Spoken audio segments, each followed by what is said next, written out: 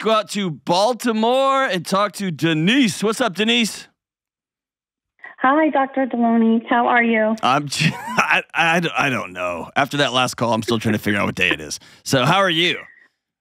I'm doing okay. Thank you for taking my call. It's such an honor to talk to you. I'm a big fan of you and the whole Ramsey team, and I really respect the advice and the truth that I hear you delve out to others, just like on that last call. So I'm well, anxious thank you. to talk to you. I don't know how much I helped on that last call, but so what's up? What's up? So I really reached out because I'm looking for some help in dealing with something. My husband and I, he recently had a DUI incident. Hey, do me a favor. Talk directly into your phone for me. Oh, can you hear me better now? I'm sorry. Yeah, that's much better. All right. He recently had a DUI incident. Okay. He had been drinking with friends and got involved in an accident where luckily no one was hurt, but he did hit another parked car. And it just was not a good situation. And his drinking in general and drinking and driving has been kind of an ongoing issue for, I would say, the past at least probably 3 to 5 years or more. But his luck just kind of finally ran out, and it kind of came to a head when this happened. And we've had, lots of arguments and discussions where I've tried to stress to him that if he didn't make some serious changes, there were going to be some consequences to his actions. And that's what has happened. So there's a chance he could go to jail. And I know there's probably going to be some significant fines and legal fees and other things that are going to be a burden to us. And I'm struggling with how to deal with it. He is very ashamed and regrets the whole thing. I think that it has been a wake-up call for him. He says he's completely done with drinking altogether, doesn't want any alcohol at all. But I'm just really do you believe conflicted. I want to. I don't think you would be calling me if you believed him. Yeah, just because, nothing like this has ever happened before, this serious, but he has absolutely said that before, that he doesn't have a problem. He can manage it himself. But yeah, I don't know how to trust him and believe that he really does want to stop drinking. So here's the thing. The DUI, if he quits drinking and cleans himself up, be the luckiest thing that ever happened to him. Nobody got hurt. It's going to cost him you think you know how expensive this is going to be? It will be astounding how expensive this is. Mm-hmm. Okay? And good. I'm glad it is. It should be more expensive. I got zero sympathy for people who get DUIs. Period. Zero. Right. Ever. Yep. Agreed. But it comes with it, right? He mouthed off to a bully and got punched in the nose. That's what happens, right? So that's not why you're calling. You're calling because you're married to somebody who has heard you speak your heart and has said, I don't care. I don't care how you feel. I don't care what you want. I don't care what you need. I'm just going to do my thing. That's the issue here. The secondary component is those things could kill somebody else, and it could have. He just hit a parked car like an idiot. Yeah. Right? Yep. And so what you have to deal with, the DUI is the DUI, man. He's going to get arrested, have to go into the legal system. He's going to have to report that on every job he ever has, unless he gets an attorney that pleads it down for him. It's going to cost him an unfathomable amount of money that y'all probably don't have. That's all part of the consequences. But even the way you say that to him, you sound like a mom talking to a little boy, not a wife. Right. Because here's what a wife says. A mom says, if you keep doing that, there's going to be consequences. A wife says, I think enough about, I have respect and dignity for myself enough that if you put yourself or me or other innocent people in this position, right, I'm out.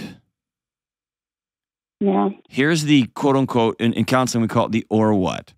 You can't put up a boundary or hold somebody accountable without an or what statement. You got to quit drinking, or what? Well, no, I mean, not really anything. I'm just going to like nag you. Or you got to quit drinking and driving. Okay, or what? Like, I don't know. Like, I don't. So I'll ask you, what's your or what statement? Because here's why that's important. I want you to think through it. If there's no or what statement, what you're saying to yourself is, I've made peace that this is my life.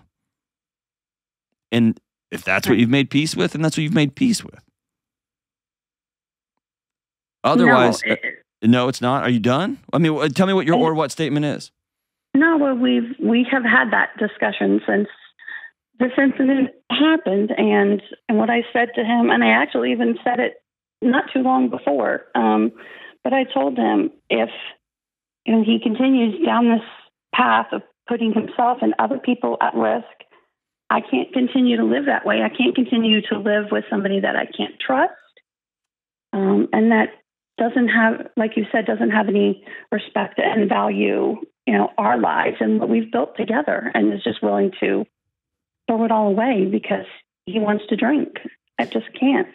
So the one, and I'm super proud of you for saying that. That's hard, right?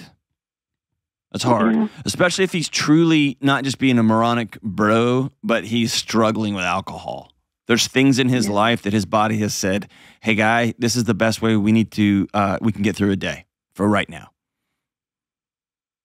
That he is drowning in his own life, and alcohol is his lifeline. Like, man, I got a lot of sympathy for that. I got a lot of broken heart for that dude. If that's what's truly happening. Or if he's just like a reckless idiot and he's like, yeah, bro, like, then, man, that's other problem.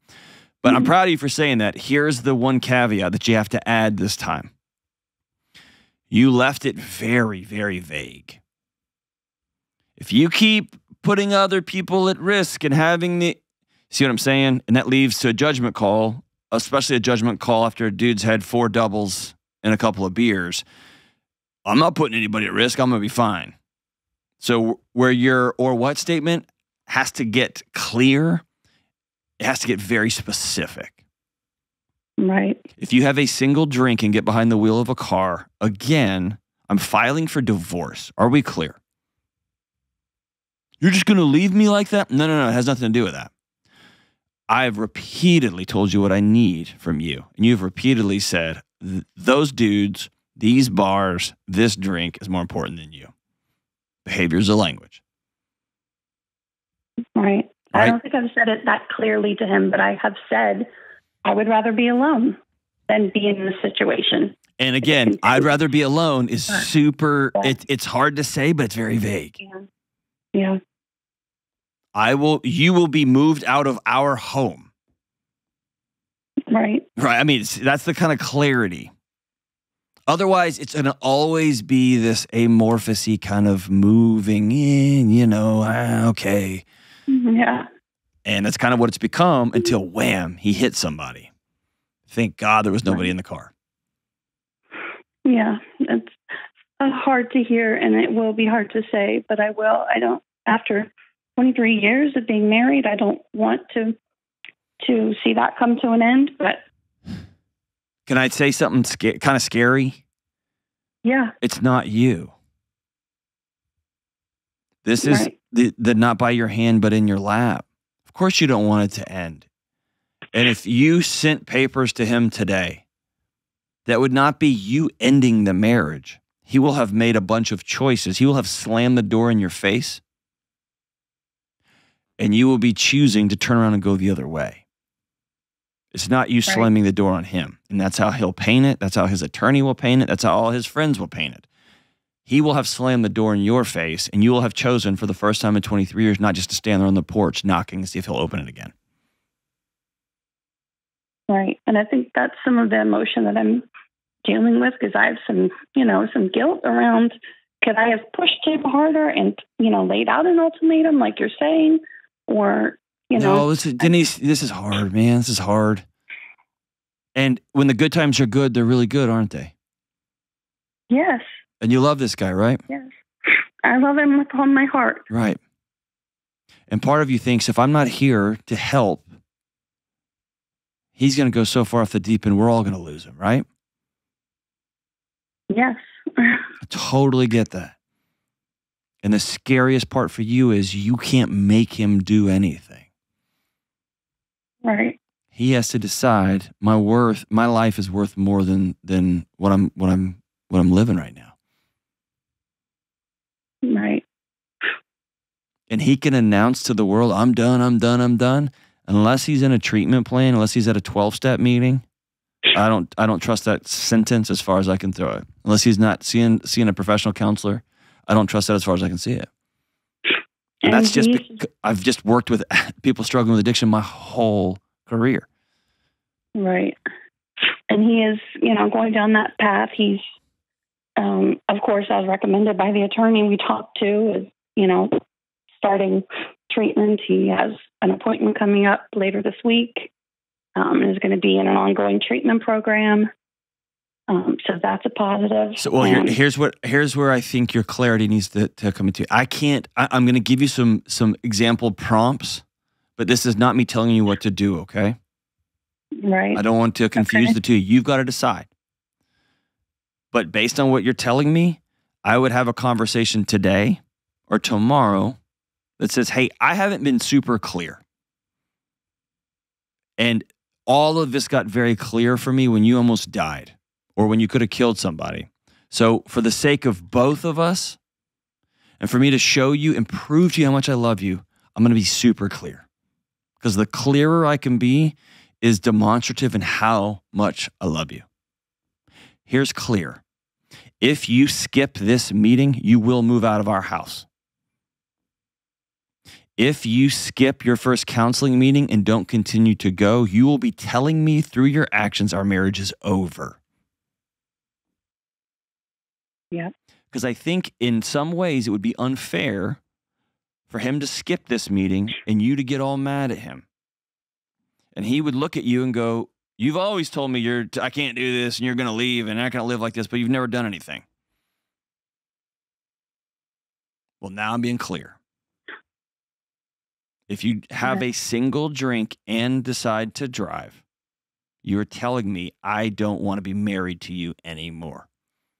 And I'll react accordingly. Yep. And you could tell him, I hope to all that is holy you don't make that choice. That you let me come get you. That you get an Uber. That whatever.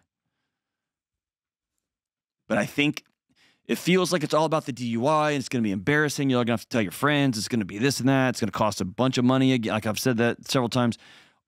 It's not about that. It's about, hey, you almost lost your husband.